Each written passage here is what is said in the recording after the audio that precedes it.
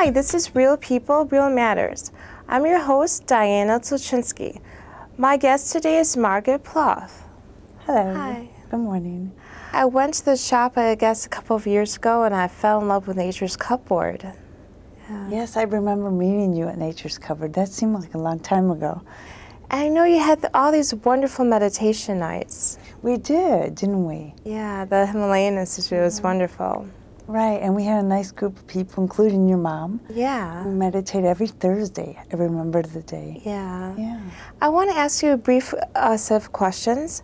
How did your early childhood in Lincoln Square start your career in healthcare?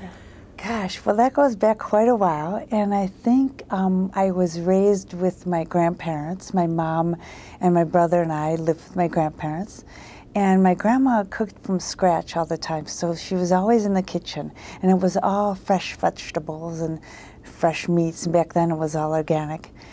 She grew a lot in the yard, so all summer we had our own vegetables, and I was so used to her canning for the winter and being around all that good food, so got a love for health back then. Wow.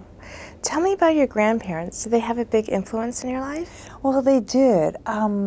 My parents were together for 5 years, and then my dad was killed in an accident when I was 5, in a construction accident in Chicago.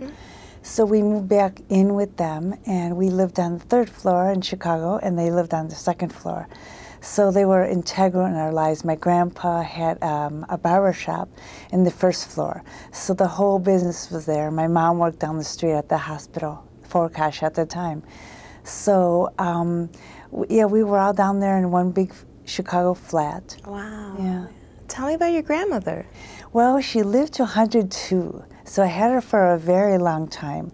And she raised me when my mom was working, and so all day we were together. And we'd go down to the Meyer's Delicatessen, the German shop for the food.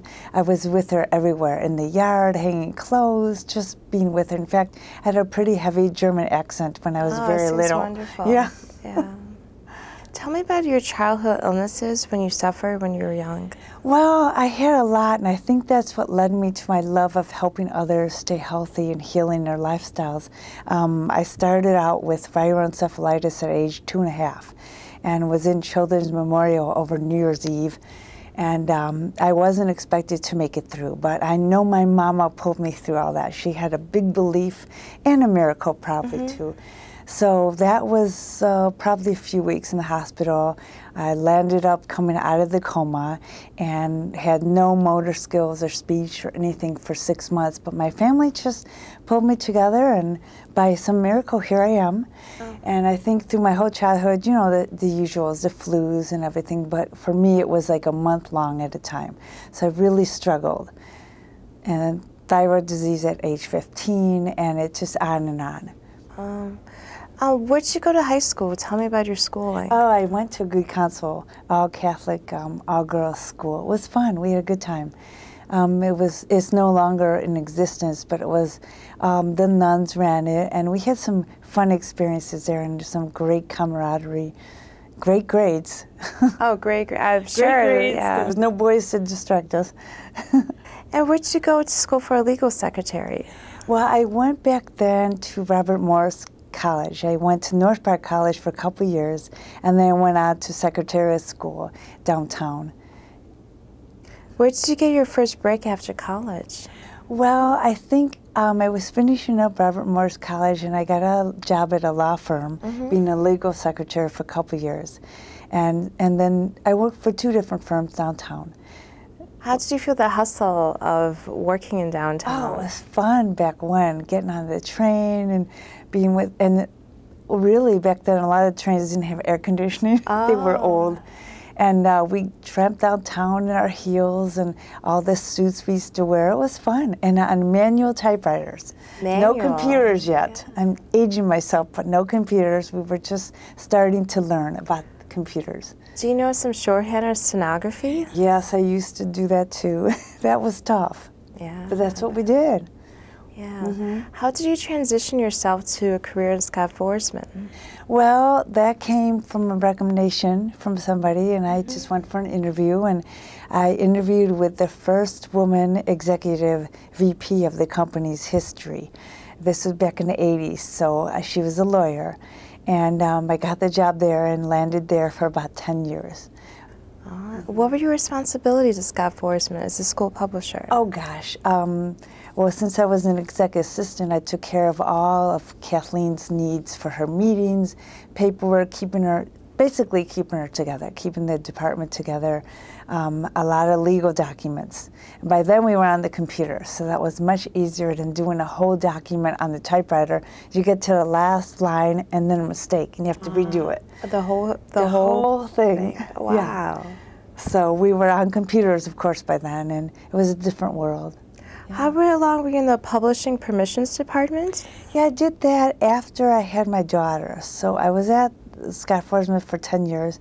Then I left to raise my daughter, and I did that part-time. So probably about four more years after that, while Julia was little. And I understand that Pearson Foresman handled takeovers for HarperCollins and Times. How widespread were their layoffs for the mid-1980s and on? Yeah, I think the first one happened in around '89, and it was massive. Those were the days of the corporate takeovers, so I think it was Harper that came in, and our staff dwindled. And then we went through a few more. I can't remember, there was a few. And what did you do in the early 90s for Scott Foresman? Well, in the early 90s then, I was working for different executives, just being their organizer and keeping their lives together, organizing their departments and all the documents they had to sign, really keeping them in order. Secretaries are a really integral part of a department, right? Yeah, yeah. When did you start settling into yoga? Oh gosh, probably like 21 years ago. We had a demonstration at work, and I fell in love with the teacher. She was awesome, and I just started taking her classes. But before that, back in high school, I do remember in the 70s, somebody taught a class, all the postures and asanas, and it was just a one class, and I fell in love with it back then. But back then, I didn't know where to go or where to pursue it. So it wasn't until like 10 years after that that I met this woman, Maxine, and she taught at the Northbrook Park District. And I just fell in love with it. And over the years, the asanas, and then of course the philosophy and all the classes, and that led me to you with meditation. Wow, yes, meditation. Tell me about the Himalayan Institute. Well, gosh, my daughter was little, and I used to go to the Glenview Park Center just to walk and relax in the evenings. And I saw a sign that said stress and meditation class. And that's really where it started for me. And so, Jerome from the Himalayan Institute was teaching meditation. So I joined the class, and it all just blossomed from there. Wow. Once you started hosting meditation in your home? Yeah, I did. I remember you and your mom coming over. Yeah. And that was fun. I have a very humble townhouse and not much room, but we sure packed them in, didn't we? Yeah. 15, 16 people, sometimes 2 or 3. And it's just got to be a thing for a couple of years. I think people like coming over because it was homey and cozy. And I think it still has some energy of, you know, people in the house and happiness. People always said it's such a happy place over here. So I love doing that. Tell me the history behind Nature's Cupboard. Yeah, Nature's Cupboard was in Glenview for many years, probably since the 70s. It was on the corner of a lake in Waukegan, where the bank is now, and Linda Thayers was the owner, and before her, I think, was Marty and Carlene. So they had been in Glenview for a long time. Then they moved over to Caroline Square for many years. And it was always involved, the Himalayan Institute was always involved in that. I think that's how it really started. I think it stemmed from there. They needed a place for all the people to come and get their herbs and good food. So it was a very fascinating start. And I got involved with it through the Himalayan Institute and just worked there for a few years. And then I was offered to buy it, and I took a risk and I bought it. Wow. It was getting out of your comfort zone, that's for sure. Tell me about the products that originally, so is it herbs or is it like nutrition for the Yeah, body? there was always herbs and supplementation, multivitamins, and always carefully chosen, so not your mainstream things, definitely more quality. And there was always macrobiotic cooks in there. And then it evolved into classes over the years. And by the time I got there, there was John Kuzinski from Boston who used to come in. He was from the Himalayan Institute. So that's all about macrobiotics. So it was a huge following of macrobiotics there, too. With the Himalayan Institute, is it basically how you cook the food, or is there something special involved? Yeah, there's something really special about that. John Kuzinski used to come in and teach us about the food. It's all whole grains, no meat, no dairy, and no sugar. And it was used for people who were in health and in illness as well. So yeah, and it involved like seaweeds and daikon radish and dried mushrooms. Very healing. Mm-hmm. And how did the Himalayan Institute, like their leaders, Jerome, feel about you leaving them? Well, actually, I bought it from him, and he left. He moved out of state, and I took over for a while there. So I ran it for a few years, and times were tough. It was 2008, 2009, but I still had the passion and love for keeping it going, and I probably kept it going as long as I could. And then it closed in 2010 when I got back from China. And then I just started recreating. I said, well, now what's next? Here I am, rug pulled out from under you, and you just get up and you say, well, okay, well, now what's next? I mean, what was your favorite memories of the Nature's Cupboard? Oh, I loved all the people who came in, some of them who are still my dear friends today. I love the kindness and thoughtfulness of the customers. They used to come in, and actually after a while put a table in there so we could actually sit and have some conversations, and you know, as a place to come and stay a while. And I learned so much from my clients and customers over the years. Their stories, their beautiful healings, and some of their struggles, and the chance meetings in there was incredible. So one day I had like two ladies across the counter. They each came in, and they started talking, and come to find out both their moms were in the hospital at the same time on the same floor. So they went out and hugging and supporting each other, and I believe they're still friends too. So it was like a mecca of chance meetings, you know. Did you know anyone who had a cancer survivor, or? Oh yeah, lots of people. Some of even whom wrote books too, that we promoted at the store. So there was a lot of lessons learned through their cancer journeys. And yeah, that was incredible. I feel so fortunate to have had that experience and to have those people. Even today, when I see people I haven't seen in 4 years, oh, it's so joyful. Margaret, you know, seeing them again, and I miss them. That's the one hard thing that's been really difficult. But somehow the universe always brings back the people in my realm. I think I probably touch on almost everybody that I've known there over the years. And after your trip here in China, you decided just to settle the store and just... Yeah, settle it down. It was time for change, and it was done. My financial advisor says, yep, you know, it's time to go. And I thought, okay. So it was around my birthday. And I thought, well, okay, new beginnings. And then you know, I came home for a week, and I thought, wow, now what? Where am I going to go? The world's open to me. I was scared, but that's when I started migrating back to Scott Foresman for a little work. I went to the wellness shop for a little work, and then we started creating my own endeavor called Focused Wisdom for Modern Health. And that started out one evening. My boyfriend and I were out to dinner, and there was a paper tablecloth, and he says, well, just give me some words that you like in your life. And I thought, well, what? Okay. So I said, I always like the word focused and grounded and passion and healthy, healing lifestyle. And we just kind of kept working over that. And that night over dinner, we came up with Focused Wisdom for Modern Health. And he created a website for me.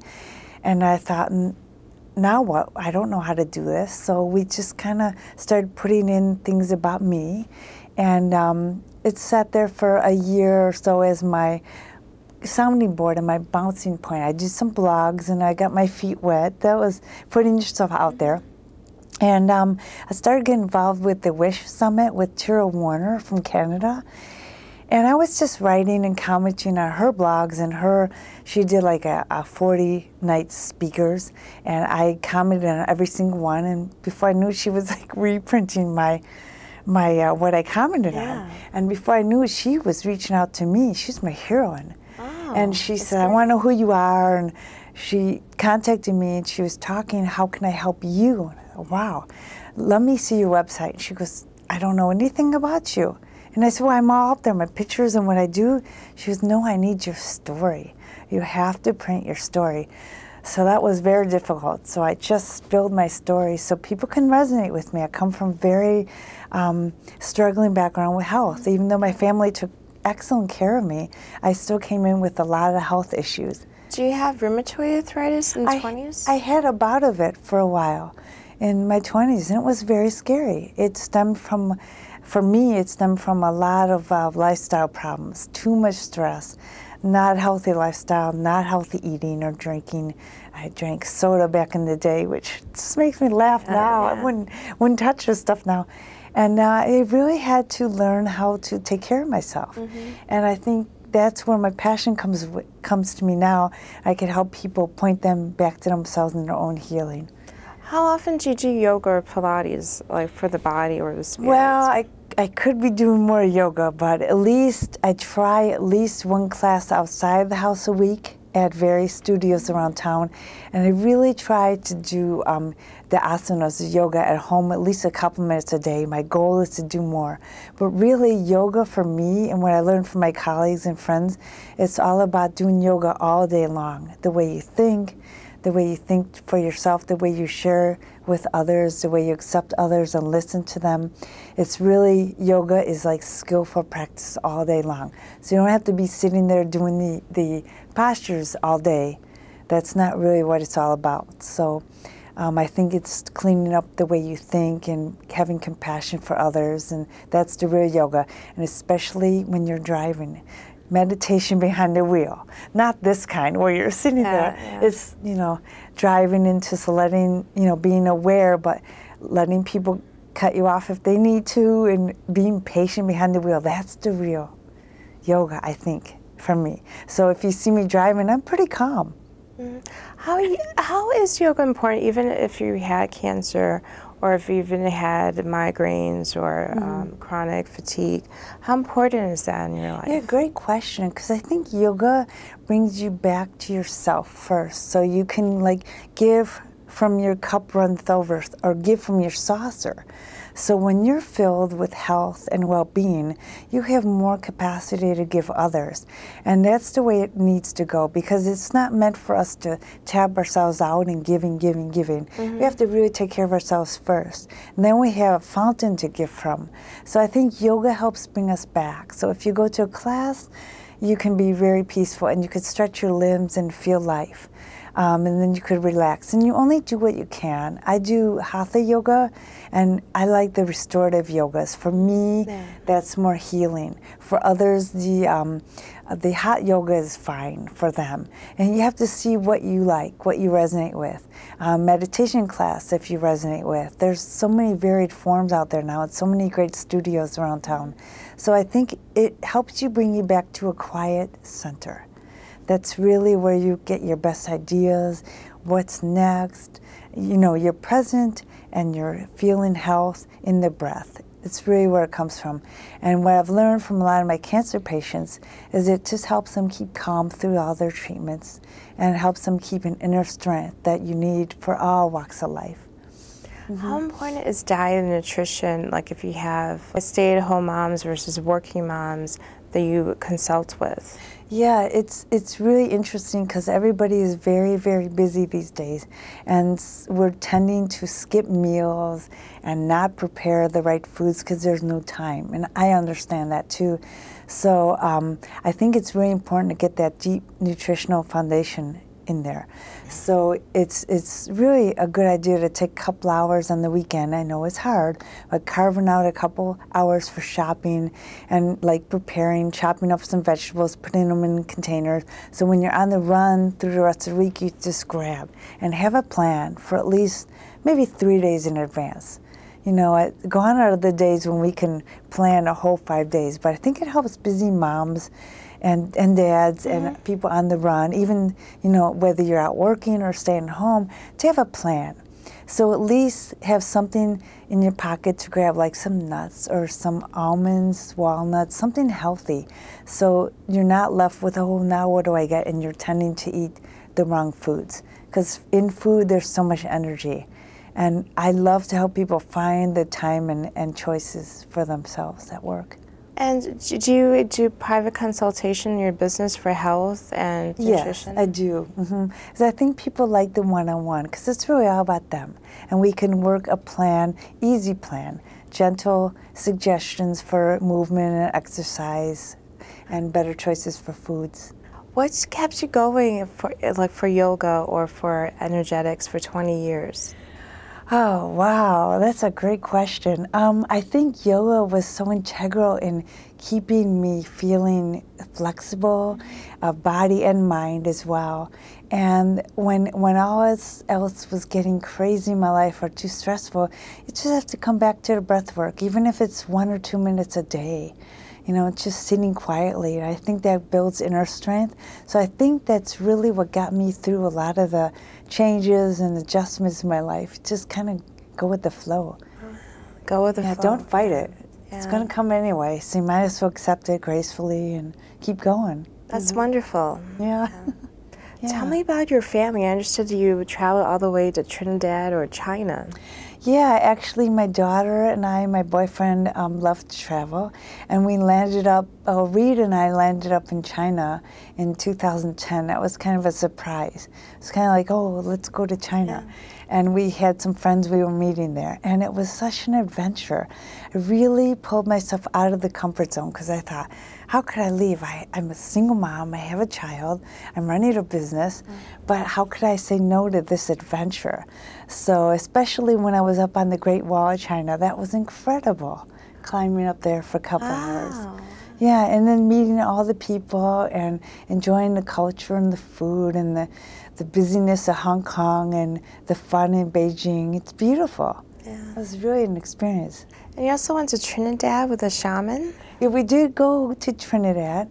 We landed up staying, my boyfriend had worked there as a graphic designer, so we stayed in a B&B called The Lyman, and it's very relaxing. It was in a neighborhood, and we had an escort to take us to all the beaches and the fun steel drums. That's where it was created. All the concerts and the street food.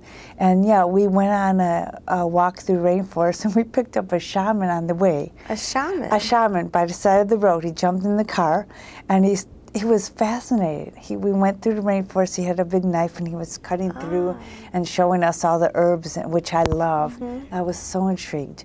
And it was muddy and rainy and crazy, but we did it. Yeah.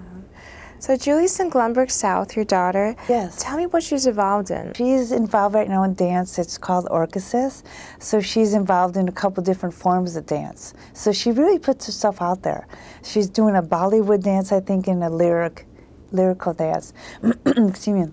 And she's also involved with Model UN, which is a Model United Nations. So they do like mock United Nations talks. So she's been doing this since 8th grade. And now she's going to travel. She just went to Tennessee and Vanderbilt.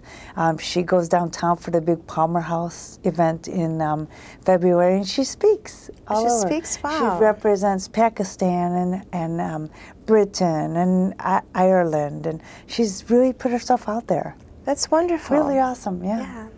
And I know you are at the HeartMath Institute. Tell me about metagenics. Yeah, well, HeartMath is, I was taught HeartMath, which was a breathing technique using your heart center. And then metagenics actually is a line of supplements that I use in my first-line therapy lifestyle education, where the doctor or practitioner will recommend their clients to me or somebody I meet. And I take them through like 12 weeks of lifestyle changes, like healing your lifestyle, your nutrition, your stress level, your movement. And we talk very gently about and opening up all these subjects and piecing it all together. It's fascinating. That sounds very interesting. Yeah. Tell me about your future endeavors for your family. Oh gosh, well right now Julia and I would like to go to Paris. That's next on our list. And you know how everything just kind of comes together. One of my clients has told me about a great place to stay in the Latin Quarter, and all the answers come in when you put it out there. People come around and give you suggestions. And I think Reed and I are kind of eyeing French Morocco. Wow. You know, we're getting a little good. adventurous in our older years, so we'll see. We'll see what's next. You gotta just put it out there and see what happens. So you're part of the universe. Yeah. Thank you, Margaret, for this wonderful conversation. Well, thank you for having me. I really appreciate the chance to talk with you. And thank you for watching. My guest has been Margaret Plouff. I'm Diana Tulchinsky, and join me again for Real People, Real Matters.